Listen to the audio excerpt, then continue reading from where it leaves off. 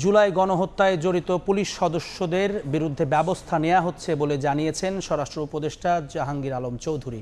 সকালে খিলগাঁওয়ে আনসার ও গ্রাম প্রতিরক্ষা বাহিনীর সদর দফতর পরিদর্শন শেষে এ কথা বলেন তিনি। কাউকে ছাড় দেওয়া হচ্ছে না জানিয়ে উপদেষ্টা বলেন, ছাত্র আন্দোলনের ফুটেজ দেখে অনেক পুলিশ সদস্যকে গ্রেফতার করা হয়েছে। আনসার ও গ্রাম প্রতিরক্ষা বাহিনীর উদ্দেশ্যে জাহাঙ্গীর আলম বলেন, আইন শৃঙ্খলা পরিস্থিতি ও নির্বাচনে বাহিনীকে কাজে লাগাতে আরও দক্ষ করে তোলা হচ্ছে। এর আগে সদর দফতরে পৌঁছালে স্বরাষ্ট্র উপদেষ্টাকে গার্ড অফ অনার দেয়া হয়। যাদের ধরেন ওই ফুটেজ আছে আছে তাদের কিন্তু ধরার চেষ্টা করা হচ্ছে। ডেইলি কিন্তু তাদের দুই একজন করে ধরা পড়তেছে।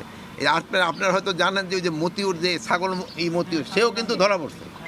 তারও কিন্তু এতদিন ধরা যায় না। মানে যে আসে না কেন সবারই কিন্তু আইনের আওতায় আনা হবে। ইনকোয়ারি হওয়ার পরে যদি যেটা হচ্ছে তাকেও কাউকেই কিন্তু ছাড় দেওয়া হবে না, পুলিশেরও কিন্তু ধরা হচ্ছে।